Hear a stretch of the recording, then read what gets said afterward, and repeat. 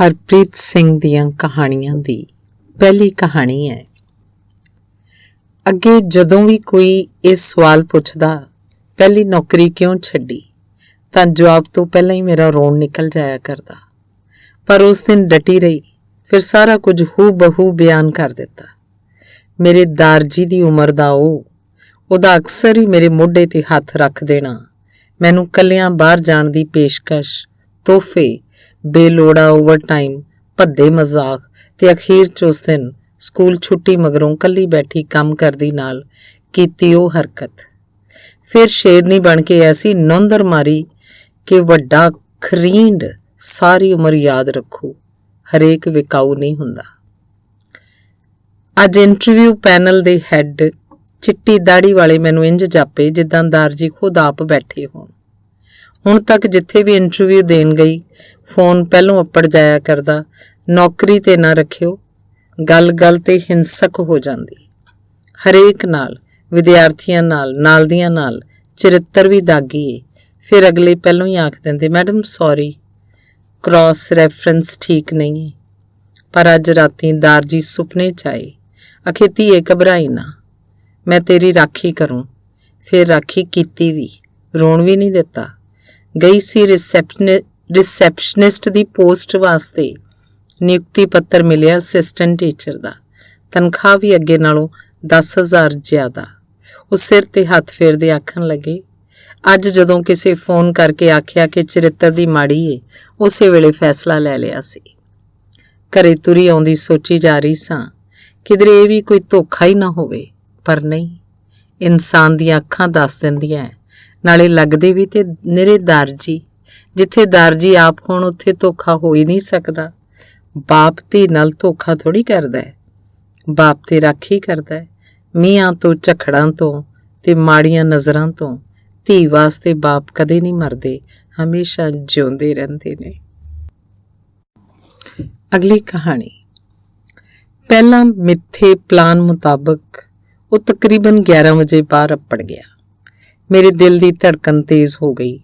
ਜ਼ਿੰਦਗੀ 'ਚ ਸ਼ਾਇਦ ਪਹਿਲੀ ਵਾਰ ਕੁਝ ਇੱਦਾਂ ਦਾ ਕਰਨ ਜਾ ਰਹੀ ਸੀ। ਪਰਸ ਵਿੱਚ ਪਾਈ ਨਕਦੀ ਤੇ ਗਹਿਣਿਆਂ ਵਾਲੀ ਪੋਟਲੀ, ਦੋਵੇਂ ਚੀਜ਼ਾਂ ਇੱਕ ਵਾਰ ਫਿਰ ਚੰਗੀ ਤਰ੍ਹਾਂ ਵੇਖ ਲਈਆਂ। ਫਿਰ ਦੱਬੇ ਪੈਰੀਂ ਪਾਪਾ ਦੇ ਕਮਰੇ 'ਚ ਝਾਤੀ ਜੀ ਮਾਰੀ। ਉਹ ਅਜੇ ਵੀ ਬੱਲਬ ਦੀ ਮੱਧਮ ਰੌਸ਼ਨੀ ਥੱਲੇ ਫਾਈਲਾਂ ਦੇ ਵਿਸ਼ਾਲ ਸਮੁੰਦਰ 'ਚ ਡੁੱਬੇ ਹੋਏ ਸਨ। ਫਿਰ ਅਚਾਨਕ ਹੀ ਉਹਨਾਂ ਵੱਲੋਂ ਅਕਸਰ ਹੀ ਮਾਰੀਆਂ ਕਿੰਨੀਆਂ ਸਾਰੀਆਂ ਝਿੜਕਾਂ ਚੇਤੇ ਆ ਗਈਆਂ ਤੇ ਮੈਨੂੰ ਲੱਗਾ ਜੋ ਕਰਨ ਜਾ ਰਹੀਆਂ ਬਿਲਕੁਲ ਸਹੀ ਏ। ਮੁੜ ਵਾਪਸ ਪਰਤ ਹੌਲੀ ਜਿਹੀ ਕੁੰਡੀ ਖੋਲ ਬਾਹਰ ਨਿਕਲ ਗਈ। ਅੱਜ ਇੱਕ ਅਜੀਬ ਜਿਹੀ ਗੱਲ ਹੋਈ। ਅੱਗੇ ਵਾਂਗ ਉਹਨੇ ਅੱਜ ਮੇਰੇ ਮੱਥੇ ਨੂੰ ਨਹੀਂ ਚੁੰਮਿਆ ਤੇ ਨਾ ਹੀ ਮੈਨੂੰ ਗਲਵੱਕੜੀ ਹੀ ਪਾਈ। ਬਸ ਮੇਰੇ ਪਰਸ ਵੱਲ ਵੇਖਦੇ ਹੋਏ ਨੇ ਇੰਨਾ ਹੀ ਪੁੱਛਿਆ, ਕਿੰਨੇ ਨੇ? ਆਖਿਆ 30। ਨਾਰਾਜ਼ ਜੇ ਹੁੰਦੇ ਨੇ ਆਖਿਆ, ਗੱਲ ਤਾਂ 50 ਦੀ ਹੋਈ ਸੀ। ਮੈਂ ਚੁੱਪ ਰਹੀ। ਫਿਰ ਉਹਨੇ ਅਚਾਨਕ ਮੋਟਰਸਾਈਕਲ ਤੇ ਬ੍ਰੇਕ ਮਾਰ ਲਈ ਤੇ ਮੇਰੇ ਹੱਥੋਂ ਮੇਰਾ ਪਰਸ ਫੜ ਲਿਆ। ਅੰਦਰ ਪਏ ਗਹਿਣੇ ਵੇਖ ਹੋਈ ਇੱਕ ਵਾਰ ਫੇਰ ਆਪੇ ਤੋਂ ਬਾਹਰ ਜਿਹਾ ਹੋ ਗਿਆ। ਆਖਣ ਲੱਗਾ, ਇਹ ਤਾਂ ਬਹੁਤ ਘੱਟ ਨੇ, ਮਸੀਂ 2-3 ਮਹੀਨੇ ਦੇ ਕਿਰਾਏ ਜੋਗੇ ਵੀ ਨਹੀਂ। ਮੈਂ ਅੱਗਿਓਂ ਇੱਕ ਵਾਰ ਫੇਰ ਚੁੱਪ ਰਹੀ। ਸਟੇਸ਼ਨ ਤੇ ਅੱਪੜ ਮੋਟਰਸਾਈਕਲ ਕਿਸੇ ਹਵਾਲੇ ਕਰ ਉਹਨੇ ਮੈਨੂੰ ਬੈਂਚ ਤੇ ਬਿਠਾ ਦਿੱਤਾ। ਫਿਰ ਆਖਣ ਲੱਗਾ, 2,000 ਚਾਹੀਦੇ ਨੇ ਟਿਕਟਾਂ ਵਾਸਤੇ।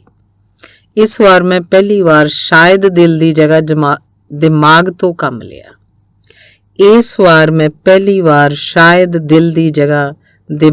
ਕੰਮ ਲਿਆ।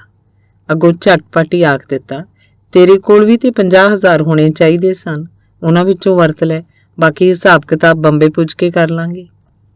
ਇਸ ਵਾਰ ਭਰਿਆ ਪੀਤਾ ਉਹ ਬਿਨਾਂ ਕੁਝ ਆਖੇ ਟਿਕਟ ਖਿੜਕੀ ਵੱਲ ਨੂੰ ਹੋ ਤੁਰਿਆ। ਉਹਦੇ ਜਾਣ ਮਗਰੋਂ ਹੁਣ ਮੇਰੇ ਦਿਮਾਗ ਨੇ ਮੇਰੇ ਦਿਲ ਦੀ ਰਫ਼ਤਾਰ ਨਾਲੋਂ ਵੀ ਜ਼ਿਆਦਾ ਤੇਜ਼ ਭੱਜਣਾ ਸ਼ੁਰੂ ਕਰ ਦਿੱਤਾ। ਨਿੱਕੇ ਹੁੰਦੇ ਆਪਣੇ ਕੰਧਾੜੇ ਚੁੱਕ ਕਿੰਨੀ ਵਾਟ ਤੁਰਿਆ ਜਾਂਦਾ ਮੇਰਾ ਪਾਪਾ ਜੀ ਚੇਤੇ ਆ ਗਿਆ। ਕੁਲਫੀਆਂ, ਦੀਵਾਲੀ ਵਾਲੇ ਪਟਾਖੇ, ਚੜੇ ਬੁਖਾਰ ਤੇ ਸਿਰ ਤੇ ਰੱਖੀਆਂ ਜਾਂਦੀਆਂ ਪੱਟੀਆਂ, ਉਸਦਾ ਪਾਟਾ ਹੋਇਆ ਕੋਟ ਪੈਂਟ, ਤੋਪੇ ਲੱਗੀ ਪੱਗ, ਟੁੱਟਾ ਹੋਇਆ ਸਾਈਕਲ ਤੇ ਹੋਰ ਵੀ ਕਿੰਨਾ ਕੁਝ ਅੱਖਾਂ ਅੱਗੇ ਘੁੰਮ ਗਿਆ। ਮਾਂ ਦੀ ਕੰਧ ਤੇ ਟੰਗੀ ਫੋਟੋ ਸੈਨਤਾ ਮਾਰ ਆਪਣੇ ਵੱਲ ਬੁਲਾਉਂਦੀ ਜਾਪਣ ਲੱਗੀ। ਗੂੜੀ ਨੀਂਦਰ ਸੁੱਤੀ ਛੱਡ ਕੇ ਆਈ ਨਿੱਕੀ ਭੈਣ ਦਾ ਮਾਸੂਮ ਜਿਹਾ ਚਿਹਰਾ ਅੱਖਾਂ ਮੂਹਰੇ ਘੁੰਮਣ ਲੱਗਾ। ਫਿਰ ਅਚਾਨਕ ਅੰਦਰ ਕਾਹਲੀ ਜੀ ਪਈ ਤੇ ਮੈਂ ਗੋਲੀ ਵਾਂਗ ਸ਼ੂਟ ਵੱਟ ਉਸੇ ਵੇਲੇ ਸਟੇਸ਼ਨ ਤੋਂ ਬਾਹਰ ਨਿਕਲ ਆਈ। ਆਟੋ ਫੜ ਅੱਧੀ ਰਾਤ ਘਰੇ ਅੱਪੜੀ। ਬੂਹਾ ਅਜੇ ਵੀ ਉਂਝ ਦਾ ਉਂਝ ਹੀ ਖੁੱਲ੍ਹਾ ਪਿਆ ਸੀ। ਦੱਬੇ ਪੈਰੀ ਅੰਦਰ ਵੜਨ ਲੱਗੀ ਤਾਂ ਅੱਗੇ ਕੁਰਸੀ ਡਾਹ ਕੇ ਬੈਠਾ ਪਾਪਾ ਜੀ ਦਿਸ ਪਿਆ। ਮੈਨੂੰ ਵੇਖ ਲੰਮਾ ਸਾਰਾ ਸਾਹ ਲਿਆ। ਫਿਰ ਛੇਤੀ ਨਾਲ ਕੁਰਸੀ ਤੋਂ ਉੱਠ ਇੰਨੀ ਗੱਲ ਆਖ ਆਪਣੀ ਗਲਵੱਕੜੀ 'ਚ ਲੈ ਲਿਆ ਕਿ ਮੈਨੂੰ ਯਕੀਨ ਸੀ ਕਿ ਤੂੰ ਵਾਪਸ ਪਰਤ ਕੇ ਜ਼ਰੂਰ ਆਏਂਗੀ। ਅੱਜ ਵਾਲੀ ਇਹ ਗਲਵੱਕੜੀ ਮੈਨੂੰ ਹੁਣ ਤੱਕ ਪਾਈਆਂ ਗਈਆਂ ਕਿੰਨੀਆਂ ਸਾਰੀਆਂ ਨਾਲੋਂ ਕਿਤੇ ਵੱਧ ਨਿੱਘੀ ਜਾਪੀ। ਅਗਲੀ ਕਹਾਣੀ। ਰਿਸ਼ਤੇਦਾਰੀ 'ਚੋਂ ਇੱਕ ਦੂਰ ਦੀ ਮਾਸੀ ਤਕੜੇ ਘਰ ਵਿਆਹੀ। ਕਰੀਬ 1.5-2 ਮੁਰੱਬੇ ਸ਼ਹਿਰੀ ਜ਼ਮੀਨ ਤੇ ਹੋਰ ਬੇਸ਼ੁਮਾਰ ਦੌਲਤ ਦਾ ਮਾਲਕ ਸੀ। ਪੈਦਲ ਤੁਰਨ ਵਾਲੇ ਜ਼ਮਾਨਿਆਂ ਵਿੱਚ ਕੋਲ ਵਧੀਆ ਘੋੜੀਆਂ ਹੁੰਦੀਆਂ, ਫਿਰ ਸਾਈਕਲਾਂ ਵਾਲੇ ਦੌਰ 'ਚ ਨਵੇਂ ਨਕੋਰ ਰਾਜਦੂਤ ਤੇ ਹੋਰ ਬੰਬੂ ਕਾਟਾਂ ਦੀ ਵੱਡੀ ਖੇਪ, ਮਗਰੋਂ ਕਾਰਾਂ ਦੇ ਜ਼ਮਾਨੇ ਆਏ ਤਾਂ ਵੱਧ ਕੀਮਤਾਂ ਵਾਲੀ ਦੌੜ ਲੱਗ ਗਈ। ਦਰਮਿਆਨਾ ਤਬਕਾ ਤਾਂ ਮਸੀਂ 2.5 ਲੱਖ ਵਾਲੀ 'ਚ ਆਇਆ ਕਰਦਾ, ਪਰ ਇਹਨਾਂ ਦੇ ਡਰਾਈਵਰ ਦੀ ਵਰਦੀ ਵੀ ਚੰਗੀ ਤਰ੍ਹਾਂ ਪ੍ਰੈਸ ਹੋਇਆ ਕਰਦੀ। ਵਿਆਹਾਂ ਠਾਕਿਆਂ ਤੇ ਉਚੇਚ ਨਾ ਮਿਲਦੀ ਤਾਂ ਮਸਲਾ ਖੜਾ ਹੋ ਜਾਂਦਾ। ਟਰੇਆਂ ਫੜ ਆਸ-ਪਾਸ ਫਿਰਦੇ ਬਹਿਰੇ ਤੇ ਹੋਰ ਪ੍ਰਬੰਧਕ ਬੜਾ ਆਨੰਦ ਦਿੰਦੇ। ਹਰ ਸ਼ਗਨ, ਮਰਗ, ਜੰਮਣੇ, ਮਰਨੇ, ਭੋਗ, ਇਕੱਠ ਤੇ ਬਸ ਹਰ ਪਾਸੇ ਮੁਰੱਬਿਆਂ ਵਾਲੇ ਮਾਸੀ ਮਾਸੜ ਦਾ ਜ਼ਿਕਰ ਤੇ ਆਮਦ ਜ਼ਰੂਰੀ ਬਣਾ ਦਿੱਤੀ ਗਈ। ਇਹਨਾਂ ਵੱਲੋਂ ਕਿਸੇ ਨੂੰ ਕੱਢੀ ਗਈ ਗਾਲ ਵੀ ਮਜ਼ਾਕ ਦੇ ਤੌਰ ਤੇ ਲਈ ਜਾਂਦੀ ਤੇ ਉਹਨਾਂ ਨੂੰ ਕਿਸੇ ਹੋਰ ਵੱਲੋਂ ਕੀਤਾ ਹਲਕਾ ਫੁਲਕਾ ਮਜ਼ਾਕ ਵੀ ਕਈ ਵਾਰ ਗਾਲ ਬਣ ਕੇ ਅਗਲੇ ਦੇ ਪੇਸ਼ ਪੈ ਜਾਂਦਾ। ਬਹੁਤੇ ਪਰਿਵਾਰਕ ਮਸਲਿਆਂ 'ਚ ਇਹਨਾਂ ਦਾ ਗੁਣਾ ਜਿਸ ਧਿਰ ਵੱਲ ਪੈ ਜਾਂਦਾ ਉਹਨੂੰ ਮੁਕੱਦਮਾ ਜਿੱਤਣ ਤੋਂ ਵੀ ਵੱਧ ਦਾ ਚਾਅ ਚੜ ਜਾਂਦਾ। ਕਦੀ-ਕਦੀ ਕਈ ਜਾਗਦੀ ਜ਼ਮੀਰ ਵਾਲੇ ਉਹਨਾਂ ਨੂੰ ਮੂੰਹ ਤੇ ਗੱਲ ਆਖਣ ਦੀ ਜੁਰਤ ਵੀ ਰੱਖਦੇ, ਪਰ ਪਰਿਵਾਰਕ ਰਾਜਨੀਤੀ ਦਾ ਮਾਹਿਰ ਮਾਸੜ ਆਪਣੇ ਇਸ ਤਰ੍ਹਾਂ ਦੇ ਵਿਰੋਧੀਆਂ ਨੂੰ ਦੂਜਿਆਂ ਨਾਲੋਂ ਤੋੜ ਵਿਛੋੜ ਕੇ ਕੱਲਾ-ਕਾਰਾ ਪਾ ਦਿੰਦਾ।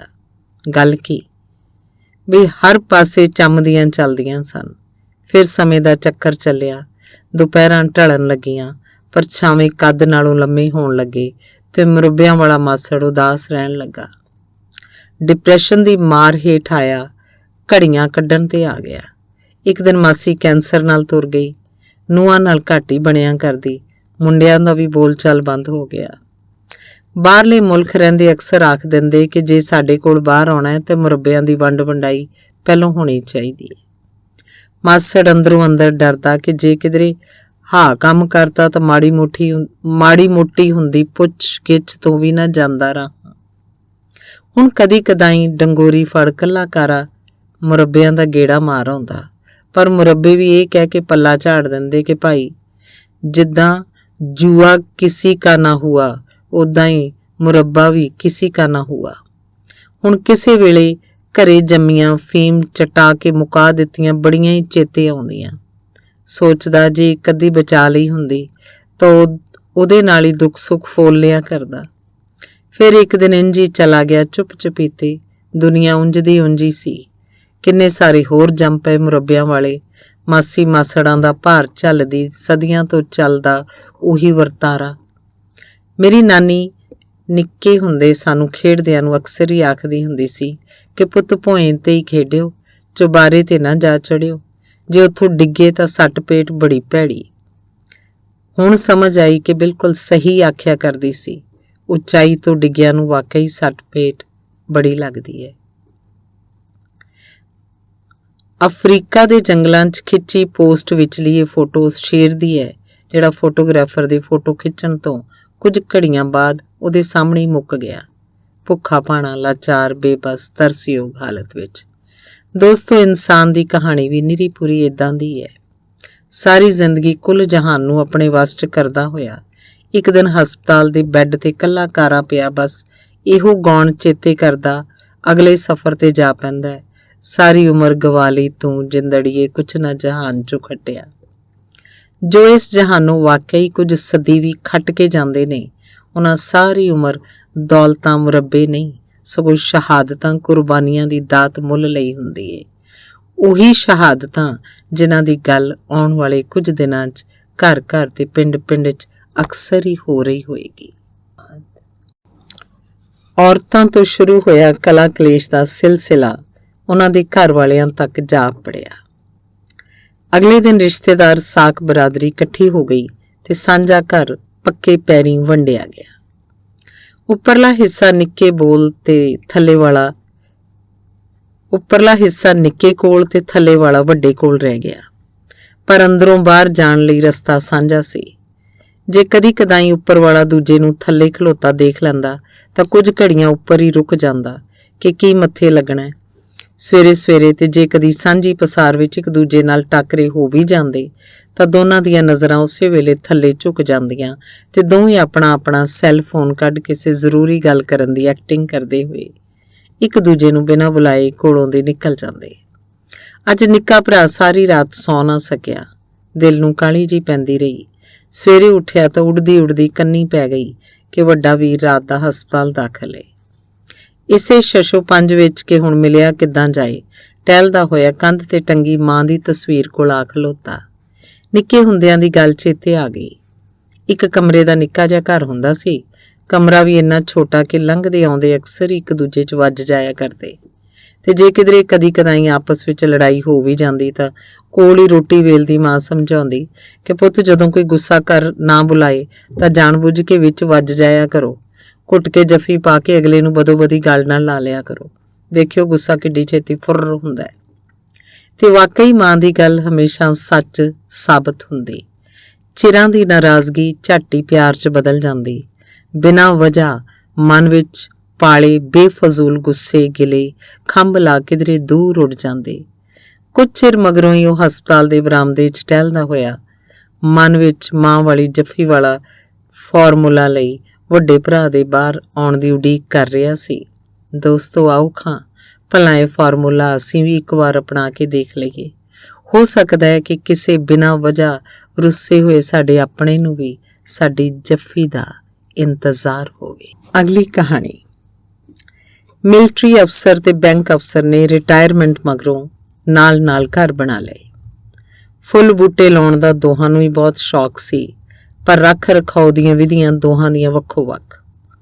ਮਿਲਟਰੀ ਅਫਸਰ ਬੂਟਿਆਂ ਨੂੰ ਥੋੜਾ ਜਿਹਾ ਪਾਣੀ ਪਾਇਆ ਕਰਦਾ ਤੇ ਬੈਂਕ ਵਾਲਾ ਹਮੇਸ਼ਾ ਹੀ ਹੱਦੋਂ ਵੱਧ ਖਾਦ ਪਾਣੀ ਲਾਈ ਰੱਖਦਾ। ਇੱਕ ਰਾਤ ਭਾਰੀ ਮੀਂਹ ਹਨੇਰੀ ਤੇ ਝੱਖੜ ਝੁੱਲਣ ਲੱਗਾ। ਸਵੇਰੇ ਮਿਲਟਰੀ ਵਾਲੇ ਅੰਕਲ ਦੇ ਲਾਏ ਬੂਟੇ ਉਦਾਂ ਹੀ ਖੜੇ ਸਨ ਤੇ ਦੂਜੇ ਬੂਟੇ ਜੜੋਂ ਉਖੜ ਦੂਰ ਜਾ ਚੁੱਕੇ ਸਨ। ਬੈਂਕ ਵਾਲਾ ਅੰਕਲ ਹੈਰਾਨ ਪਰੇਸ਼ਾਨ ਹੋਇਆ ਫੌਜੀ ਨੂੰ ਆਖਣ ਲੱਗਾ, ਦੋਸਤਾ ਮੇਰੀ ਖਾਦ ਪਾਣੀ ਤੇ ਰੱਖ ਰਖਾ ਤੇਰੇ ਨਾਲੋਂ ਕਿਤੇ ਵਧੀਆ ਹੈ, ਪਰ ਬੂਟੇ ਮੇਰੇ ਉਖੜ ਗਏ, ਇਹ ਕਿੱਦਾਂ ਹੋ ਗਿਆ? ਮਿਲਟਰੀ ਵਾਲੇ ਅੰਕਲ ਆਖਣ ਲੱਗੇ ਕਿ ਮਿਸਟਰ, ਮੈਂ ਬੂਟਿਆਂ ਨੂੰ ਓਨਾ ਕੁ ਪਾਣੀ ਪਾਇਆ ਕਰਦਾ ਸੀ ਜਿੰਨਾ ਉਹਨਾਂ ਦੀ ਮੁੱਢਲੀ ਲੋੜ ਹੀ ਪੂਰੀ ਕਰ ਸਕਦਾ। ਬਾਕੀ ਦੀਆਂ ਲੋੜਾਂ ਤੇ ਹੋਰ ਪਾਣੀ ਲਈ ਉਹਨਾਂ ਦੀਆਂ ਜੜ੍ਹਾਂ ਨੂੰ ਹੋਰ ਡੂੰਘਾ ਜਾਣ ਲਈ ਮਜਬੂਰ ਹੋਣਾ ਪਿਆ ਤੇ ਉਹਨਾਂ ਦੀ ਪਕੜ ਮਜ਼ਬੂਤ ਹੁੰਦੀ ਗਈ। ਤੇਰੇ ਬੂਟਿਆਂ ਦੀਆਂ ਜੜ੍ਹਾਂ ਨੂੰ ਸਭ ਕੁਝ ਬਿਨਾਂ ਕੁਝ ਕੀਤਿਆਂ ਹੀ ਮਿਲੀ ਗਿਆ ਤੇ ਉਹਨਾਂ ਨੂੰ ਹੋਰ ਡੂੰਘਾ ਜਾਣ ਦੀ ਲੋੜ ਹੀ ਮਹਿਸੂਸ ਨਹੀਂ ਹੋਈ ਤੇ ਤੂਫਾਨ ਦੇ ਪਹਿਲੇ ਹੱਲੇ 'ਚ ਹੀ ਧਰਤੀ ਤੇ ਵਿਛ ਗਏ। ਦੋਸਤੋ ਇਹ ਕਹਾਣੀ ਜ਼ਿਹਨ 'ਚ ਉਦੋਂ ਆਈ ਜਦੋਂ ਇੱਕ ਐਸੇ ਇਨਸਾਨ ਦੇ ਦਰਸ਼ਨ ਮੇਲੇ ਹੋਏ ਜਿਹਦੀ ਜ਼ਿੰਦਗੀ ਪੰਜਾਬ 'ਚ ਬੇਹੱਦ ਸੰਘਰਸ਼ਮਈ ਸੀ ਤੇ ਜਦੋਂ ਕੈਨੇਡਾ ਪਹੁੰਚਿਆ ਉਦੋਂ ਵੀ ਉਹਦੀ ਮੰਜ਼ਿਲੇ ਮਕਸੂਦ ਨੂੰ ਜਾਂਦਾ ਪੈਂਡਾ ਕੋਈ ਐਡਾ ਸੌਖਾ ਨਹੀਂ ਸੀ। ਪਰ ਅਗਲੇ ਦੀ ਹਿੰਮਤ ਦੀ ਦਾਤ ਦੇਣੀ ਬਣਦੀ ਹੈ। ਨਿੱਕੇ ਨਿੱਕੇ ਨਿਆਣਿਆਂ ਦੀ ਦੇਖਭਾਲ ਤੇ ਹੋਰ ਕਬੀਲਦਾਰੀਆਂ ਦਾ ਬੋਝ ਚੁੱਕਦਾ ਹੋਇਆ 3 ਨੌਕਰੀਆਂ ਵੀ ਕਰਿਆ ਕਰਦਾ ਸੀ। ਹਿੰਮਤ ਨਹੀਂ ਹਾਰਿਆ ਤੇ ਅੱਜ ਆਪਣੀ ਜ਼ਿੰਦਗੀ ਦੀ ਗੱਡੀ ਵੀ ਲਾਈਨ ਤੇ ਹੈ ਤੇ ਅੱਗੋਂ ਬੱਚੇ ਵੀ ਪੂਰੀ ਤਰ੍ਹਾਂ ਸੈੱਟ। ਮੁੱਕਦੀ ਗੱਲ ਇਹ ਹੈ ਕਿ ਆਪਣੇ ਵਿਹੜੇ ਉੱਗਦੇ ਫੁੱਲ ਬੂਟਿਆਂ ਨੂੰ ਸਿਰਫ ਓਨਾ ਕੁ ਪਾਣੀ ਦਿਓ ਕਿ ਉਹਨਾਂ 'ਚ ਸੰਘਰਸ਼ ਵਾਲਾ ਜਜ਼ਬਾ ਜਿਉਂਦਾ ਰਹਿ ਸਕੇ। ਬਾਕੀ ਦੀਆਂ ਲੋੜਾਂ ਪੂਰੀਆਂ ਕਰਨ ਲਈ ਉਹ ਖੁਦ ਦੀਆਂ ਜੜ੍ਹਾਂ ਆਪਣੇ ਆਪ ਹੀ ਇੰਨੀਆਂ ਡੂੰਘੀਆਂ ਕਰ ਲੈਣਗੇ ਕਿ ਦੁਨੀਆ ਦੀ ਕੋਈ ਹਨੇਰੀ ਮੀਂਹ ਤੇ ਝੱਖੜ ਉਹਨਾਂ ਦੇ ਤਣੇ ਨੂੰ ਜੜੋਂ ਨਹੀਂ ਪੁੱਟ ਸਕਦਾ। ਇੱਕ ਜਾਣਕਾਰ ਅਕਸਰ ਹੀ ਆਖਿਆ ਕਰਦੇ ਸਨ ਕਿ ਜੇ ਚਾਹੁੰਦੇ ਹੋ ਕਿ ਅਗਲੀ ਪੀੜ੍ਹੀ ਲੀਹੋਂ ਹੇਠਾਂ ਨਾ ਉਤਰੇ ਤਾਂ ਉਹਨਾਂ ਨੂੰ ਕਦੀ ਇਸ ਚੀਜ਼ ਦਾ ਅਹਿਸਾਸ ਨਾ ਹੋਣ ਦਿਓ ਕਿ ਤੁਹਾਡੇ ਬਟੂਏ ਤੇ ਅਕਾਊਂਟ 'ਚ ਕਿੰਨੇ ਨੋਟ ਹਨ। ਸਗੋਂ ਹੋ ਸਕੇ ਤਾਂ ਇਹ ਗੱਲ ਦੱਸੋ ਕਿ ਕੰਮਾਂ ਕਾਰਾਂ ਤੇ ਮਸ਼ੀਨਰੀ ਨਾਲ ਸੰਘਰਸ਼ ਕਰਦਿਆਂ ਤੁਹਾਡੇ ਨਹੁੰਆਂ 'ਚ ਗਰੀਸ ਕਿੰਨੀ ਕੁ ਫਸਦੀ ਏ। ਅਗਲੀ ਕਹਾਣੀ। ਵੱਡੇ ਸਾਹਿਬ ਅੱਜ ਰਿਟਾਇਰ ਹੋ ਰਹੇ ਸਨ। ਵਿਦਾਈ ਸਮਾਰੋਹ 'ਚ ਕਿੰਨੇ ਸਾਰੇ ਕਰਮਚਾਰੀ ਗਮਗੀਨ ਅਵਸਥਾ 'ਚ ਬੈਠੇ ਹੋਏ ਸਨ। ਸਟੇਜ ਤੇ ਸਾਰਿਆਂ ਨੇ ਸਾਥ ਨਾਲ ਬਿਤਾਏ ਆਪਣੇ ਟਾਈਮ ਦੀਆਂ ਗੱਲਾਂ ਸਾਂਝੀਆਂ ਕੀਤੀਆਂ। ਤਕਰੀਬਨ ਹਰੇਕ ਨੇ ਅਖੀਰ 'ਚ ਇੱਕੋ ਜਿਹੇ ਸਵਾਲ ਨਾਲ ਹੀ ਆਪਣਾ ਭਾਸ਼ਣ ਖਤਮ ਕੀਤਾ ਕਿ ਤੁਸੀਂ ਇੰਨੇ ਲੰਮੇ ਅਰਸੇ ਦੀ ਨੌਕਰੀ ਦੇ ਦੌਰਾਨ ਹਰੇਕ ਨਾਲ ਇੰਨੀ ਨਿਮਰਤਾ ਤੇ ਪਿਆਰ ਮੁਹੱਬਤ ਕਾਇਮ ਕਿੱਦਾਂ ਰੱਖਿਆ। 30 ਸਾਲਾਂ ਦੀ ਨੌਕਰੀ ਵਿੱਚ ਨਾ ਕਿਸੇ ਮਾਤ ਹਿੱਤ ਨੂੰ ਕੋਈ ਗਾਲ, ਨਾ ਝਿੜਕ ਤੇ ਨਾ ਹੀ ਕਿਸੇ ਦਾ ਦਿਲ ਹੀ ਦੁਖਾਇਆ। ਇਹ ਸਭ ਕੁਝ ਕਿੱਦਾਂ ਕਰ ਲਿਆ ਤੁਸੀਂ? ਤੇ ਅਖੀਰ 'ਚ ਬੌਸ ਦੀ ਵਾਰੀ ਆਈ। ਆਖਣ ਲੱਗੇ ਕਿ ਬਚਪਨ ਦੀ ਹੱਡ ਬੀਤੀ ਥੋੜ੍ਹੀ ਛੋਟੀ ਕਰਕੇ ਸਾਂਝੀ ਕਰਦਾ। ਅਜੇ ਤੀਜੀ ਚੌਥੀ 'ਚ ਹੀ ਪੜ੍ਹਦਾ ਹੋਵਾਂਗਾ। 4 ਭੈਣ ਭਰਾਵਾਂ ਵਿੱਚੋਂ ਸਭ ਤੋਂ ਛੋਟਾ ਮੈਂ ਹੀ ਸਾਂ। ਮਾਂ ਅਕਸਰ ਬਿਮਾਰ ਹੀ ਰਿਹਾ ਕਰਦੀ। ਬਾਪ ਬੜੀ ਸਖਤ ਮਿਹਨਤ ਕਰਦਾ। ਕਈ ਵਾਰ ਕੰਮ ਤੋਂ ਥੱਕਿਆ ਆਇਆ ਰੋਟੀ ਵੀ ਉਹੀ ਪਕਾਉਂਦਾ। ਫਿਰ ਵੀ ਹਮੇਸ਼ਾ ਹੱਸਦਾ ਹੀ ਰਹਿੰਦਾ। ਮੈਂ ਕਦੀ ਉਹਦੀਆਂ ਅੱਖਾਂ 'ਚ ਅੱਥਰੂ ਨਹੀਂ ਸੀ ਵੇਖੇ। ਫਿਰ ਇੱਕ ਦਿਨ ਮਾਂ ਚਲੀ ਗਈ। ਉਹ ਤਾਂ ਵੀ ਨਹੀਂ ਰੋਇਆ। ਲੁਕ ਛਿਪ ਕੇ ਓਲੇ ਜਿਹੇ ਨਾਲ ਅੱਥਰੂ ਜ਼ਰੂਰ ਵਗਾ ਲਿਆ ਕਰਦਾ। ਕਦੀ ਕਦੀ ਮੈਨੂੰ ਉਸ ਵਿੱਚੋਂ ਆਪਣੀ ਮਾਂ ਦਿਸਦੀ ਹੁੰਦੀ। ਲੋਕ ਆਖਦੇ ਨੇ ਹੁਣ ਨਵੀਂ ਮਾਂ ਲੈ ਆਉਣੀ, ਪਰ ਉਹਨੇ ਦੂਜਾ ਵਿਆਹ ਨਹੀਂ ਕਰਵਾਇਆ। ਇੱਕ ਵਾਰ ਮਾਂ ਮਰੀ ਨੂੰ ਮਸਾਂ 6 ਮਹੀਨੇ ਵੀ ਨਹੀਂ ਸੀ ਹੋਏ ਕਿ ਮੈਨੂੰ ਉਹਦੀ ਰੋਟੀ ਦੇਣ ਉਹਦੇ ਦਫ਼ਤਰ ਜਾਣਾ ਪੈ ਗਿਆ। ਦੇਖਿਆ ਤਾਂ ਉਹ ਆਪਣੀ ਕੁਰਸੀ ਤੇ ਨਹੀਂ ਸੀ। ਕਿਸੇ ਦੱਸਿਆ ਕਿ ਉਹਨੂੰ ਵੱਡੇ ਸਾਹਿਬ ਨੇ ਕੋਲ ਬੁਲਾਇਆ। ਮੈਂ ਬੌਸ ਕਮਰੇ ਦੇ ਬਾਹਰ ਲੱਗੇ ਸ਼ੀਸ਼ੇ ਤੋਂ ਅੰਦਰ ਦੇਖਿਆ। ਬੌਸ ਉਹਨੂੰ ਉੱਚੀ ਉੱਚੀ ਕੁਝ ਬੋਲ ਰਿਹਾ ਸੀ ਤੇ ਚੁੱਪਚਾਪ ਖੜਾ ਸੁਣ ਰਿਹਾ ਸੀ। ਥੋੜ੍ਹੀ ਦੇਰ ਮਗਰੋਂ ਮੈਂ ਉਹਨੂੰ ਆਪਣੇ ਅੱਥਰੂ ਪੂੰਝਦਿਆਂ ਦੇਖਿਆ। ਮੇਰੇ ਬਾਲ ਮਨ 'ਚ ਵਲਵਲੇ ਉੱਠਣੇ ਸ਼ੁਰੂ ਹੋ ਗਏ। ਅਖੀਰ ਮੈਥੋਂ ਰਿਹਾ ਨਾ ਗਿਆ ਤੇ ਮੈਂ ਬਿਨਾਂ ਪੁੱਛੇ ਹੀ ਅੰਦਰ ਚਲਾ ਗਿਆ। ਬਾਪ ਦੀ ਮੇਰੇ ਵੱਲ ਪਿੱਠ ਸੀ, ਪਰ ਬੌਸ ਮੈਨੂੰ ਦੇਖ ਸਕਦਾ ਸੀ। ਮੈਨੂੰ ਦੇਖ ਬੌਸ ਨੇ ਚਪੜਾਸੀ ਨੂੰ ਅੰਦਰ ਬੁਲਾਇਆ ਤੇ ਚੀਖਦਾ ਹੋਇਆ ਪੁੱਛਣ ਲੱਗਾ, ਇਹ ਬੱਚਾ ਕੌਣ ਹੈ ਤੇ ਬਿਨਾਂ ਇਜਾਜ਼ਤ ਅੰਦਰ ਕਿੱਦਾਂ ਆਇਆ? ਮੇਰੇ ਬਾਪ ਨੇ ਮੁੜ ਕੇ ਦੇਖਿਆ ਤੇ ਕਾਹਲੀ ਨਾਲ ਆਪਣੀਆਂ ਅੱਖਾਂ ਪੂੰਝਣ ਦੀ ਅਸਫਲ ਜਿਹੀ ਕੋਸ਼ਿਸ਼ ਕੀਤੀ, ਪਰ ਮੈਂ ਆਪੇ ਤੋਂ ਬਾਹਰ ਜਿਹਾ ਹੋ ਗਿਆ ਤੇ ਬੌਸ ਨੂੰ ਆਖਣ ਲੱਗਾ ਕਿ ਤੁਸੀਂ ਮੇਰੇ ਬਾਪ ਦਾ ਦਿਲ ਕਿਉਂ ਦੁਖਾਇਆ? ਤੁਹਾਨੂੰ ਪਤਾ ਨਹੀਂ ਉਹਨੂੰ ਘਰ 'ਚ ਬਿਨ ਮਾਂ ਦੇ 4 ਬੱਚਿਆਂ ਦੀ ਪਰਵਰਿਸ਼ ਵੀ ਕਰਨੀ ਪੈਂਦੀ ਏ। ਮੇਰੇ ਬਾਪ ਨੇ ਮੇਰੇ ਮੂੰਹ ਤੇ ਹੱਥ ਰੱਖਣ ਦੀ ਕੋਸ਼ਿਸ਼ ਕੀਤੀ, ਪਰ ਮੈਂ ਉਦੋਂ ਤੱਕ ਬੋਲਦਾ ਗਿਆ ਜਦੋਂ ਤੱਕ ਸਾਨੂੰ ਦੋਹਾਂ ਨੂੰ ਦਫ਼ਤਰ ਤੋਂ ਬਾਹਰ ਨਹੀਂ ਕਰ ਦਿੱਤਾ ਗਿਆ। ਬਾਪ ਦੀ ਨੌਕਰੀ ਤੋਂ ਵੀ ਜਵਾਬ ਮਿਲ ਗਿਆ, ਪਰ ਤੁਹਾਡੇ ਵਰਗੇ ਸਾਥੀਆਂ ਨੇ ਦਬਾਅ ਪਾ ਕੇ ਮੁੜ ਬਹਾਲ ਕਰਵਾ ਦਿੱਤਾ। ਮੈਂ ਉਸ ਦਿਨ ਆਪਣੇ ਬਾਪ ਦੀ ਹੋਈ ਬੇਇੱਜ਼ਤੀ ਦਾ ਬਦਲਾ ਲੈਣ ਦੀ ਮਨ 'ਚ ਠਾਣ ਲਈ। ਫਿਰ ਰੱਜ ਕੇ ਮਿਹਨਤ ਕੀਤੀ, ਬਾਪ ਦੇ ਕੰਮਾਂ ਵਿੱਚ ਹੱਥ ਵੀ ਵਟਾਇਆ ਤੇ ਫਿਰ ਵਾਹਿਗੁਰੂ ਦੀ ਮਿਹਰ ਨਾਲ ਇੱਕ ਦਿਨ ਬੌਸ ਬਣ ਤੁਹਾਡੇ ਕੋਲ ਆ ਗਿਆ। ਨੌਕਰੀ ਦੇ ਪਹਿਲੇ ਦਿਨ ਇੱਕ ਵੱਡਾ ਫੈਸਲਾ ਲਿਆ। ਕੋਈ ਐਸਾ ਕੰਮ ਜਾਂ ਐਸੀ ਭਾਸ਼ਾ ਨਹੀਂ ਵਰਤਾਂਗਾ ਕਿ ਦਫ਼ਤਰ ਦੇ ਕਿਸੇ ਕਰਮਚਾਰੀ ਨੂੰ ਮੇਰੇ ਕਰਕੇ ਹੰਝੂ ਵਹਾਉਣੇ ਪੈਣ, ਕਿਉਂਕਿ ਉਹਨਾਂ ਵਿੱਚ ਕੁਝ ਉਹਨਾਂ ਨਿੱਕੇ ਬੱਚਿਆਂ ਦੇ ਬਾਪ ਵੀ ਹੋ ਸਕਦੇ ਨੇ ਜੋ ਆਪਣੇ ਬਾਪ ਨੂੰ ਹੀਰੋ ਸਮਝਦੇ ਹੋਣਗੇ। ਕੁਝ ਉਹਨਾਂ ਔਰਤਾਂ ਦੇ ਪਤੀ ਵੀ ਹੋਣਗੇ ਜਿਹੜੀਆਂ ਆਪਣੇ ਘਰ ਵਾਲਿਆਂ ਨੂੰ ਕਿਸੇ ਮਹਾਰਾਜੇ ਤੋਂ ਘੱਟ ਨਹੀਂ ਸਮਝਦੀਆਂ ਹੋਣਗੀਆਂ। ਮੈਨੂੰ ਅਜੇ ਵੀ ਕਈ ਆਖ ਦਿੰਦੇ ਨੇ ਕਿ ਕਾਮਿਆਂ ਨੂੰ ਜ਼ਿਆਦਾ ਸਿਰੇ ਨਹੀਂ ਚੜਾਈਦਾ, ਸਗੋਂ ਉਹਨਾਂ ਨੂੰ ਕੰਟਰੋਲ 'ਚ ਰੱਖਣ ਲਈ ਗਾਲਾਂ ਤੇ ਦਬਕੇ ਵਾਲੀ ਭਾਸ਼ਾ ਵਰਤ ਲੈਣ 'ਚ ਕੋਈ ਹਰਜ ਨਹੀਂ। ਮੇਰਾ ਹਮੇਸ਼ਾ ਹੀ ਇਹੀ ਜਵਾਬ ਹੁੰਦਾ ਹੈ ਕਿ ਜੇ ਕਿਸੇ ਨੂੰ ਕੰਟਰੋਲ ਕਰਨ ਲਈ ਬਸ ਇਹੀ 2 ਰਾਹ ਬਚੇ ਨੇ ਤਾਂ ਫਿਰ ਸੋਹਣੇ ਰੱਬ ਨੇ ਇਨਸਾਨ ਨੂੰ ਪਿਆਰ ਮੁਹੱਬਤ ਤੇ ਮਿੱਠੀ ਜ਼ੁਬਾਨ ਵਾਲੇ ਗੁਣਾਂ ਨਾਲ ਕਿਉਂ ਨਵਾਜਿਆ ਏ। ਸੋ ਦੋਸਤੋ, ਦੱਸਦੇ ਇੱਕ ਵਾਰ ਤਲਵਾਰ, ਚਾਕੂ, ਛੁਰੀ, ਗੰਡਾਸੇ ਤੇ ਹੋਰ ਤੇਜ਼ ਧਾਰ ਵਾਲੇ ਹਥਿਆਰਾਂ ਵਿੱਚ ਇਸ ਗੱਲੋਂ ਬਹਿਸ ਹੋ ਰਹੀ ਹੁੰਦੀ ਏ ਕਿ ਸਭ ਤੋਂ ਤਿੱਖਾ ਤੇ ਡੂੰਘਾ ਫੱਟ ਕਿਸ ਦਾ ਹੋ ਸਕਦਾ ਹੈ। ਇੱਕ ਪਾਸੇ ਬੈਠੀ ਜ਼ੁਬਾਨ ਅੰਦਰੋਂ ਅੰਦਰ ਮੁਸਕਰਾ ਰਹੀ ਸੀ। ਅਗਲੀ ਕਹਾਣੀ। ਸੰਨ 74-75 ਦੀ ਗੱਲ। ਦਰਮਿਆਨੇ ਜੇ ਕੱਦ ਦਾ ਕਾਲਾ ਸਿੰਘ, ਹਰਿਆਣੇ ਦੇ ਨਾਰਨੌਲ ਇਲਾਕੇ ਦਾ ਨਾਮੀ ਬਦਮਾਸ਼। ਕਤਲ, ਡਾਕੇ, ਰਾਜਨੀ ਤੇ ਹੋਰ ਵੀ ਕਿੰਨਾ ਕੁਝ ਆਮ ਜਿਹੀ ਗੱਲ। ਇੱਕ ਵੇਰ ਮਹਾਰਾਸ਼ਟਰ ਵੱਲ ਡਾਕਾ ਮਾਰਨ ਗਏ ਦਾ ਬਾਹਰੀ ਸਰੂਪ ਵੇਖ ਕਿਸੇ ਆਖਿਆ, ਓਏ ਨੰਦੇੜ ਸਾਹਿਬ ਦਰਸ਼ਨ ਵੀ ਕੀਤੇ ਕਿ ਨਹੀਂ? ਫਿਰ ਅੰਦਰੋਂ ਇੱਕ ਜਿਗਿਆਸਾ ਜਾਗੀ, ਨੰਦੇੜ ਦੀ ਇਸ ਧਰਤੀ 'ਚ ਪਤਾ ਨਹੀਂ ਕੀ ਖਾਸ ਗੱਲ ਏ, ਹਰ ਬੰਦਾ ਦਰਸ਼ਨ ਦੀ ਗੱਲ ਕਰਦਾ ਹੈ। ਆਥਣੇ ਉੱਥੇ ਗਿਆ, ਦਰਸ਼ਨ ਕੀਤੇ। ਦਸਮ ਪਿਤਾ ਦਾ ਸਥਾਨ ਵੇਖ ਅੰਦਰੋਂ ਝੁਣਝੁਣੀ ਜੀ ਆਈ। ਦਿਨ ਢਲੇ ਕੁਝ ਸੋਚਦਾ ਗੋਦਾਵਰੀ ਦੇ ਕੰਢੇ ਤੇ ਤੁਰਿਆ ਜਾਵੇ ਤਾਂ ਇੱਕ ਸੁੰਨਸਾਨ ਜਿਹੀ ਜਗ੍ਹਾ ਤੇ ਅੱਪੜ ਕਿਸੇ ਬੀਬੀ ਦੀ ਆਵਾਜ਼ ਕੰਨੀ ਪਈ। 3 ਬੰਦੇ ਅਸਮਤ ਲੁੱਟਣ ਦੀ ਤਾਕ ਵਿੱਚ ਸਨ। ਉਹ ਸਹਾਇਤਾ ਲਈ ਕੂਕ ਰਹੀ ਸੀ। ਉਹਨਾਂ ਨੂੰ ਇੰਜ ਕਰਨੋਂ ਮੋੜਿਆ ਤਾਂ ਅੱਗਿਓਂ ਠਿੱਠ ਕਰਨ ਲੱਗੇ, ਅਖੇ ਚਿੜੀ ਦੀ ਪਹੁੰਚੇ ਜਿੰਨਾ ਤੇਰਾ ਵਜੂਦ, ਤੂੰ ਸਾਡਾ ਕੀ ਵਿਗਾੜ ਲਏਂਗਾ? ਖੂਨ ਨੇ ਉਬਾਲਾ ਖਾਧਾ। ਉਹਨਾਂ ਦੀ ਹੀ ਤਲਵਾਰ ਖੋ ਕੇ ਸਾਰੇ ਥਾਂ ਮੁਕਾਤੇ। ਅੱਗੇ ਪਿੱਛੇ ਵਾਰਦਾਤ ਮਗਰੋਂ ਮੌਕੇ ਤੋਂ ਫਰਾਰ ਹੋ ਜਾਣਾ ਪਹਿਲਾ ਕੰਮ ਹੁੰਦਾ ਸੀ, ਪਰ ਉਸ ਦਿਨ ਕਿਸੇ ਘੋੜਸਵਾਰ ਨੇ ਦੂਰੋਂ ਦਰਸ਼ਨ ਦਿੱਤੇ। ਆਖਿਆ, ਗੁਰਮੁਖਾ, ਹੁਣ ਭੱਜੀ ਨਾ। ਤੂੰ ਕਿਹੜਾ ਗਲਤ ਕੀਤਾ? ਸਿੰਘਾਂ ਵਾਲੀ ਤਾਂ ਕੀਤੀ ਆ। ਫਿਰ ਉੱਥੇ ਖਲੋਤਾ ਗ੍ਰਿਫਤਾਰ ਹੋ ਗਿਆ। ਛਾਣਬੀਣ ਮਗਰੋਂ ਵੱਡਾ ਇਸ਼ਤਿਹਾਰੀ ਨਿਕਲਿਆ। ਪਿਛੋਕੜ ਹਰਿਆਣੇ ਦਾ ਸੀ। ਅਗਲਿਆਂ ਅੰਬਾਲੇ ਜੇਲ੍ਹ ਘੱਲ ਦਿੱਤਾ। ਇੱਥੇ ਸਾਰਾ ਦਿਨ ਕਿਸੇ ਵੀ ਯੋਗ 'ਚ ਰੋਂਦਾ ਰਿਹਾ ਕਰੇ। ਅਖੇ ਫਾਂਸੀ ਤੋਂ ਪਹਿਲਾਂ ਇੱਕ ਵਾਰ ਦਰਬਾਰ ਸਾਹਿਬ ਅੰਮ੍ਰਿਤਸਰ ਦਰਸ਼ਨ ਕਰਨੇ ਨੇ। ਅਕਾਲੀ ਮੋਰਚੇ ਦੇ ਸਬੰਧ ਵਿੱਚ ਜੇਲ੍ਹ ਆਏ ਕੁਝ ਅਕਾਲੀਆਂ ਨੇ ਵਰਤਾਰਾ ਵੇਖਿਆ ਤਾਂ ਗੱਲ ਉਸ ਵੇਲੇ ਦੇ ਮੁੱਖ ਮੰਤਰੀ ਗਿਆਨੀ ਜੈਲ ਸਿੰਘ ਤੱਕ ਪਹੁੰਚ ਗਈ। ਫਿਰ ਕੁਝ ਦਿਨਾਂ ਦੀ ਪੈਰੋਲ ਮਿਲ ਗਈ, ਪਰ ਸਰੀਰ ਇੰਨਾ ਬਿਰਧ ਤੇ ਕਮਜ਼ੋਰ ਹੋ ਗਿਆ ਸੀ ਕਿ ਤੁਰਿਆ ਨਾ ਜਾਵੇ। ਕੁਝ ਜਾਣਕਾਰਾਂ ਨੇ ਫੜ ਕੇ ਪਰਕਰਮਾਂ ਦਾ ਚੱਕਰ ਲਵਾਇਆ। ਦੁੱਖ ਭੰਜਣੀ ਬੇਰੀ ਲਾਗੇ ਖਲੋ ਗਿਆ। ਅਖੇ ਇਸ਼ਨਾਨ ਕਰਨਾ ਹੈ। ਇਸ਼ਨਾਨ ਮਗਰੋਂ ਇੱਕ ਕਰਾਮਾਤ ਹੋਈ। 2-3 ਬੰਦਿਆਂ ਆਸਰੇ ਤੁਰਦਾ ਕਾਲਾ ਸਿੰਘ ਹੁਣ 9/9 ਹੋ ਕੇ ਆਪਣੇ ਸਿਰ ਹੋ ਗਿਆ ਸੀ। ਸਾਰੇ ਹੈਰਾਨ, ਇੱਕ ਹੀ ਵਰਤਾਰਾ ਵਾਪਰਿਆ। ਕਿਸੇ ਤਰ੍ਹਾਂ ਫੇਰ ਇਹ ਗੱਲ ਹਾਕਮਾਂ ਤੱਕ ਜਾ ਪੜੀ। ਚਸ਼ਮਦੀਦ ਆਖਣ ਲੱਗੇ ਕਿ ਕਾਲਾ ਸਿੰਘ ਨੂੰ ਗੁਰੂ ਰਾਮਦਾਸ ਦੇ ਦਰਬਾਰ ਵਿੱਚੋਂ ਤੇ ਮਾਫੀ ਮਿਲ ਗਈ ਹੈ, ਹੁਣ ਇਹਨੂੰ ਦੁਨਿਆਵੀ ਅਦਾਲਤਾਂ ਵਿੱਚੋਂ ਵੀ ਬਰੀ ਕਰ ਦੇਣਾ ਚਾਹੀਦਾ ਹੈ। ਫਿਰ ਪੱਕੀ ਰਿਹਾਈ ਦੀ ਖੁਸ਼ੀ ਵਿੱਚ ਪਟਿਆਲੇ 'ਚ ਕੱਢੇ ਜਲੂਸ ਵਿੱਚ ਮਰੀਅਲ ਜੈ ਨੂੰ ਕਿਸੇ ਨੇ ਪੁੱਛ ਲਿਆ ਕਿ ਕਾਲਾ ਸਿਆਂ, ਕਿ ਤੂੰ ਵਾਕਈ ਅਸਮਤ ਲੁੱਟ ਦੇ 3 ਬੰਦੇ ਤਲਵਾਰ ਨਾਲ ਮੁਕਾ ਦਿੱਤੇ ਸਨ?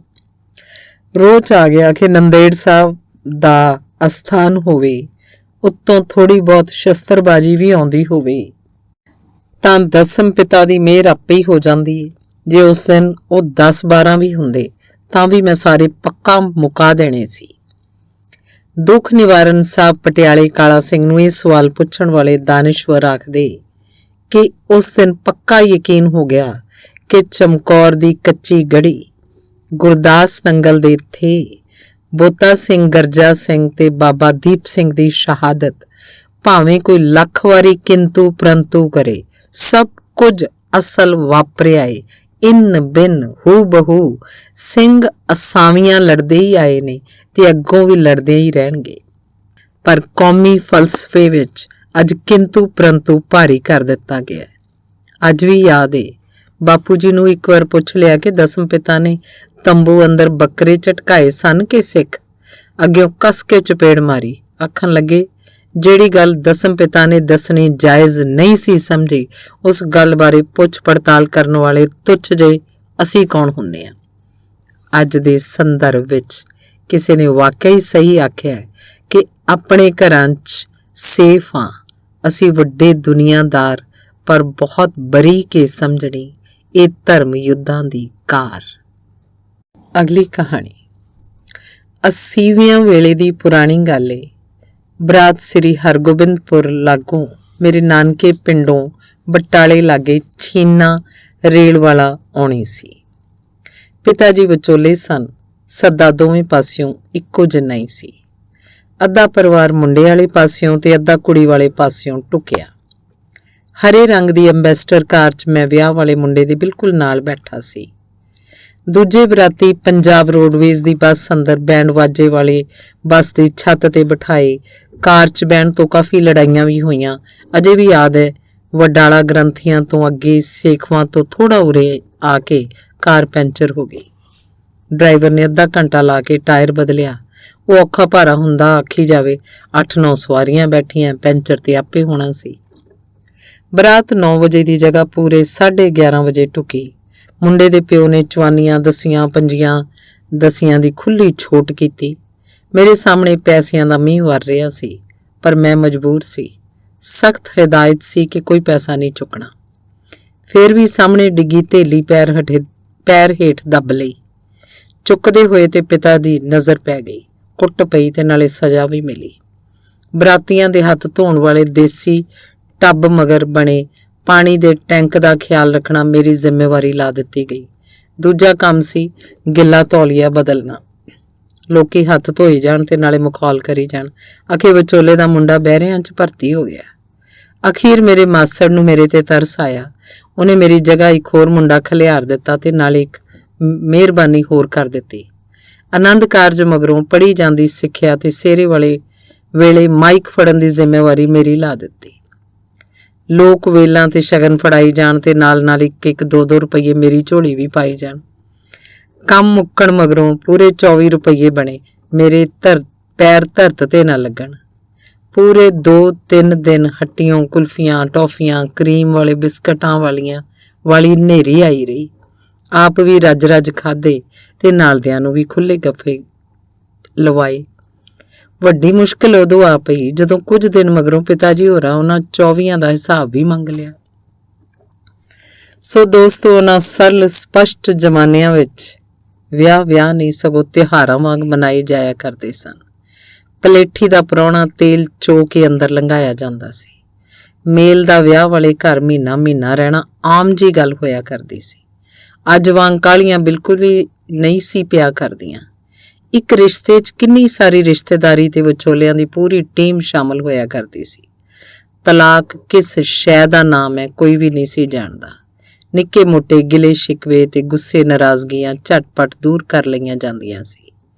ਖੈਰ, ਉਹ ਜ਼ਮਾਨੇ ਵਾਪਸ ਮੋੜ ਲਿਆਉਣੇ ਤਾਂ ਸ਼ਾਇਦ ਕਿਸੇ ਦੇ ਵੀ ਵੱਸ 'ਚ ਨਾ ਹੋਣ, ਪਰ ਉਸ ਸੁਨਹਿਰੀ ਦੌਰ ਬਾਰੇ ਗੱਲ ਤਾਂ ਜ਼ਰੂਰ ਕੀਤੀ ਜਾ ਸਕਦੀ ਹੈ, ਕਿਉਂਕਿ ਦਿਲ ਦੀਆਂ ਡੂੰਘੀਆਂ ਪਰਤਾਂ ਅੰਦਰ ਦੱਬੀਆਂ ਖੱਟੀਆਂ ਮਿੱਠੀਆਂ ਯਾਦਾਂ ਦੇ ਉਹ ਸੁਨਹਿਰੀ ਦੌਰ ਜਿੰਨੀ ਦੇਰ ਤੱਕ ਬਾਹਰ ਖੁੱਲ੍ਹੀ ਹਵਾ 'ਚ ਨਹੀਂ ਕੱਢੇ ਜਾਂਦੇ, ਕਦੀ ਵੀ ਇਤਿਹਾਸ ਦੀਆਂ ਕਿਤਾਬਾਂ ਦਾ ਸ਼ਿੰਗਾਰ ਨਹੀਂ ਬਣ ਸਕਦੇ।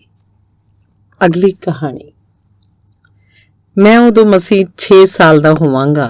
ਲੋਕ ਉਹਨੂੰ ਜਾਦੂਗਰਨੀ ਆਖਿਆ ਕਰਦੇ, ਪਰ ਪਤਾ ਨਹੀਂ ਕਿਉਂ ਮੈਨੂੰ ਬੜੀ ਚੰਗੀ ਲੱਗਿਆ ਕਰਦੀ। ਮੈਨੂੰ ਕਿੰਨਾ ਕੁਝ ਖਾਣ ਨੂੰ ਦਿਆ ਕਰਦੀ, ਲਾਡ ਲਡਾਉਂਦੀ, ਢੇਰ ਸਾਰਾ ਮੋਹ ਕਰਦੀ, ਮੱਥਾ ਚੁੰਮਦੀ, ਅਸੀਸਾਂ ਦਿੰਦੀ। ਮੇਰੀ ਮਾਂ ਪਤਾ ਨਹੀਂ ਕਿਉਂ ਮੈਨੂੰ ਅਕਸਰ ਹੀ ਉਹਦੇ ਕੋਲ ਜਾਣ ਤੋਂ ਵਰਜਿਆ ਕਰਦੀ। ਕਈ ਵੇਰ ਉਹਦੇ ਨਾਲ ਲੜ ਵੀ ਪਈ। ਉਹ ਅੱਗੇ ਨੀਵੀਂ ਪਾਈ ਚੁੱਪਚਾਪ ਸੁਣਦੀ ਰਹਿੰਦੀ। ਸਬਰ ਸਿਦਕ ਦਾ ਮੁਜੱਸਮਾ ਜਦੋਂ ਸਾਰੇ ਬੰਬੀ ਨੂੰ ਜਾਣ ਲੱਗਦੇ ਤਾਂ ਮੈਂ ਖਹਿੜਾ ਕਰਦਾ ਕਿ ਮੈਂ ਉਹਦੇ ਕੋਲ ਉਹਦੇ ਘਰੇ ਹੀ ਰਹਿਣਾ, ਪਰ ਉਹ ਸਾਰੇ ਮੈਨੂੰ ਜ਼ਬਰਦਸਤੀ ਆਪਣੇ ਨਾਲ ਲੈ ਜਾਇਆ ਕਰਦੇ। ਮੇਰੀ ਮਾਂ ਨੂੰ ਫਿਕਰ ਹੋ ਗਿਆ ਸੀ ਸ਼ਾਇਦ ਉਹਦਾ ਕੀਤਾ ਜਾਦੂ ਆਪਣਾ ਅਸਰ ਕਰ ਗਿਆ ਹੈ, ਤਾਂ ਹੀ ਉਹਦਾ ਖਹਿੜਾ ਕਰਦਾ ਹੈ। ਫਿਰ ਮੇਰੀ ਮਾਂ ਸਿਆਣੇ ਕੋਲੋਂ ਮੇਰੇ ਲਈ ਫਾਂਡਾ ਕਰਵਾਉਂਦੀ, ਫਿਰ ਮੈਨੂੰ ਤਾਕੀਦ ਕਰਦੀ ਕਿ ਮੁੜ ਉਹਦੇ ਕੋਲ ਨਹੀਂ ਜਾਣਾ। ਰਿਸ਼ਤੇ 'ਚ ਮੇਰੀ ਚਾਚੀ ਲੱਗਦੀ ਸੀ, ਹਮੇਸ਼ਾ ਹੱਸਦੀ ਹੋਈ, ਪਰ ਪਤਾ ਨਹੀਂ ਕਿਉਂ ਚਾਚੇ ਕੋਲੋਂ ਵੀ ਕਾਫੀ ਗਾਲਾਂ ਖਾਂਦੀ ਰਹਿੰਦੀ।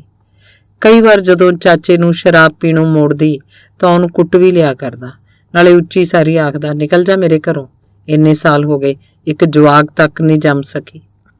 ਉਹ ਪਿੱਛੋਂ ਬੜੇ ਗਰੀਬ ਘਰੋਂ ਸੀ। ਉਹਦੇ ਕਿੰਨੇ ਸਾਰੇ ਭੈਣ ਭਾਈ ਵੀ ਸਨ। ਉਹਦਾ ਕਮਜ਼ੋਰ ਜਿਹਾ ਬਾਪ ਜਦੋਂ ਵੀ ਉਹਨੂੰ ਛੱਡਣ ਇੱਥੇ ਆਉਂਦਾ ਤਾਂ ਕੋਈ ਵੀ ਉਹਨੂੰ ਸਿੱਧੇ ਮੂੰਹ ਬੁਲਾਇਆ ਨਾ ਕਰਦਾ।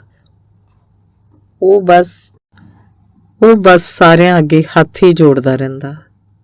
ਚਾਚੀ ਨੂੰ ਹਰੇਕ ਅੱਗੇ ਹੱਥ ਜੋੜਦੇ ਹੋਏ ਆਪਣੇ ਬਾਪ ਵੱਲ ਵੇਖ ਕਾਫੀ ਤਰਸ ਆਉਂਦਾ, ਪਰ ਉਹ ਸਬਰ ਦੇ ਘੁੱਟ ਤੋਂ ਸਿਵਾਏ ਹੋਰ ਕੁਝ ਨਾ ਕਰ ਸਕਦੀ। ਮੈਂ ਅਕਸਰ ਹੀ ਦੂਰ ਖਲੋਤਾ ਇਹ ਸਭ ਕੁਝ ਵੇਖਦਾ ਰਹਿੰਦਾ। ਸਾਰੇ ਸਮਝਦੇ ਸਨ ਕਿ ਮੈਂ ਅਣਜਾਣਾ ਸਾਂ, ਇਹਨੂੰ ਕੁਝ ਸਮਝ ਨਹੀਂ ਆਉਂਦੀ, ਪਰ ਮੈਨੂੰ ਸਭ ਕੁਝ ਪਤਾ ਲੱਗ ਜਾਂਦਾ ਸੀ। ਇਹ ਸਾਰਾ ਕੁਝ ਸ਼ਾਇਦ ਇਸ ਲਈ ਹੀ ਕੀਤਾ ਜਾਂਦਾ ਕਿਉਂਕਿ ਉਹਦੇ 'ਚ ਮਾਂ ਬਣਨ ਦੀ ਸਮਰੱਥਾ ਨਹੀਂ ਸੀ ਤੇ ਉਹ ਹੈ ਵੀ ਗਰੀਬ ਘਰੋਂ ਸੀ। ਉਹ ਹਮੇਸ਼ਾ ਪਾਠ ਕਰਦੀ ਰਹਿੰਦੀ, ਸਾਰੇ ਬੱਚਿਆਂ ਦੀਆਂ ਸੁੱਖਾਂ ਸੁੱਖਦੀ ਰਹਿੰਦੀ। ਅਖੀਰ ਹਾਲਾਤਾਂ ਨੇ ਉਹਨੂੰ ਸਿਆਣਿਆਂ ਦੇ ਵੱਸ ਪਾ ਦਿੱਤਾ। ਫਿਰ ਲੋਕ ਉਹਨੂੰ ਜਾਦੂਗਰਨੀ ਆਖਣ ਲੱਗ ਪਏ। ਘਰਦਿਆਂ ਦੇ ਡਰਾਏ ਜਵਾਕ ਉਹਨੂੰ ਅੱਗਿਓਂ ਆਉਂਦੀ ਨੂੰ ਵੇਖ ਰਾਹੋਂ ਪਰੇ ਹੋ ਜਾਂਦੇ। ਫਿਰ ਇੱਕ ਦਿਨ ਸਾਰੇ ਪਿੰਡ 'ਚ ਰੌਲਾ ਪੈ ਗਿਆ। ਉਹ ਨਾਲ ਵਗਦੀ ਨਹਿਰ 'ਚ ਡੁੱਬ ਗਈ। ਕੁਝ ਦੱਬੀ ਆਵਾਜ਼ 'ਚ ਵੀ ਆਖਦੇ ਕਿ ਉਹਨੂੰ ਧੋਖੇ ਨਾਲ ਡੋਬ ਦਿੱਤਾ ਗਿਆ ਸੀ। ਇਸ ਤੋਂ ਬਾਅਦ ਉਹ ਮੈਨੂੰ ਬੜਾ ਚੇਤੇ ਆਉਂਦੀ। ਨਵੀਂ ਲਿਆਂਦੀ ਚਾਚੀ ਕੋਲ ਚੌਂਕੇ 'ਚ ਪਈ ਉਹਦੀ ਖਾਲੀ ਪੀੜੀ ਵੱਲ ਵੇਖਦਾ ਤਾਂ ਮੈਨੂੰ ਉੱਥੇ ਬੈਠੀ ਹੋਈ ਸੈਨਤ ਮਾਰ ਆਪਣੇ ਕੋਲ ਬੁਲਾਉਂਦੀ ਹੋਈ ਜਾਪਦੀ। ਕੁਝ ਲੋਕ ਆਖਦੇ ਉਹਦੀ ਰੂਹ ਭਟਕਦੀ ਏ। ਅੱਜ ਇੰਨੇ ਵਰ੍ਹਿਆਂ ਬਾਅਦ ਜਦੋਂ ਮੇਰੀ ਖੁਦ ਦੀ ਰਿਪੋਰਟ ਆਈ ਤਾਂ ਗੋਰੀ ਡਾਕਟਰ ਸਮਝਾਉਣ ਲੱਗੀ ਕਿ ਮੇਰੇ ਸ਼ੁਕਰਾਨੂ ਬਹੁਤ ਘੱਟ ਨੇ, ਸ਼ਾਇਦ ਸਾਰੀ ਉਮਰ ਔਲਾਦ ਦਾ ਸੁੱਖ ਨਾ ਭੋਗ ਸਕਾਂ। ਫਿਰ ਹੋਰ ਤਕਨੀਕਾਂ ਬਾਰੇ ਦੱਸਦੀ ਗਈ, ਪਰ ਮੈਂ 20 ਸਾਲ ਪਹਿਲਾਂ ਵਾਲੇ ਵੇਲਿਆਂ ਚੱਪੜ ਗਿਆ। ਮੈਨੂੰ ਇੰਜ ਲੱਗਾ ਸ਼ਾਇਦ ਮੇਰਾ ਹਸ਼ਰ ਵੀ ਮੇਰੀ ਚਾਚੀ ਵਰਗਾ ਹੀ ਨਾ ਕਰ ਦਿੱਤਾ ਜਾਏ। ਪਰ ਜਜ਼ਬਾਤੀ ਹੋ ਗਏ ਨੂੰ ਆਪਣੀ ਗਲਵੱਕੜੀ 'ਚ ਲੈਂਦੀ ਹੋਈ ਆਪਣੀ ਹਮਸਫ਼ਰ ਵੱਲ ਵੇਖ ਮੈਨੂੰ ਇੰਜ ਪ੍ਰਤੀਤ ਹੋਇਆ ਜਿੱਦਾਂ ਨਹਿਰ 'ਚ ਡੁੱਬ ਗਈ ਮੇਰੀ ਚਾਚੀ ਵਾਪਸ ਪਰਤ ਆਈ ਹੋਵੇ ਤੇ ਮੈਨੂੰ ਆਪਣੀ ਬੁੱਕਲ 'ਚ ਲੈ ਕੇ ਆਖ ਰਹੀ ਹੋਵੇ, ਜੇ ਕੁਦਰਤ ਇਨਸਾਨ 'ਚ ਕੋਈ ਸਰੀਰਕ ਨੁਕਸ ਪਾ ਦੇ ਤਾਂ ਭਲਾ ਉਹਦਾ ਇੰਜ ਤਿਆਗ ਥੋੜਾ ਕਰ ਦਈਦਾ ਹੁੰਦਾ ਹੈ। ਫਿਰ ਇਹ ਰੂਹਾਨੀ ਪਿਆਰ ਤਾਂ ਨਾ ਹੋਇਆ, ਸਗੋਂ ਇਹਨੂੰ ਐਸਾ ਜਿਸਮਾਨੀ ਕਾਰੋਬਾਰ ਹੀ ਆਖਿਆ ਜਾ ਸਕਦਾ ਜਿਸ 'ਚ ਘਾਟਾ ਪੈ ਜਾਣ ਦੀ ਸੂਰਤ ਵਿੱਚ ਸਭ ਤੋਂ ਪਹਿਲਾਂ ਪੱਕੀ ਪੀਠੀ ਭਾਈਵਾਲੀ ਨੂੰ ਹੀ ਤੋੜ ਦਿੱਤਾ ਜਾਂਦਾ ਹੈ। ਦੋਸਤੋ, ਅਸੀਂ ਅੱਜ ਵੀ ਉਸੇ ਦੌਰ ਵਿੱਚ ਹਾਂ ਜਿੱਥੇ ਭਾਵੇਂ ਛੁਰੀ ਖਰਬੂਜ਼ੇ ਤੇ ਡਿੱਗੇ ਜਾਂ ਫਿਰ ਖਰਬੂਜਾ ਛੁਰੀ ਤੇ, ਭਾਰੀ ਕੀਮਤ ਹਮੇਸ਼ਾ ਖਰਬੂਜੇ ਨੂੰ ਹੀ ਚੁਕਾਉਣੀ ਪੈਂਦੀ ਹੈ। ਇਹ ਅਸਲ ਵਾਪਰਿਆ ਵਾਰਤਕ ਹਰ ਐਸੇ ਇਨਸਾਨ ਨੂੰ ਸਮਰਪਿਤ ਜਿਹਨੂੰ ਕਿਸੇ ਸਰੀਰਕ ਘਾਟ ਕਰਕੇ ਨਿੱਤ ਦਿਹਾੜੇ ਅਨੇਕਾਂ ਕੋਲੂਆਂ ਵਿੱਚ ਪੀੜਿਆ ਜਾਂਦਾ ਹੈ। ਧੰਨਵਾਦ।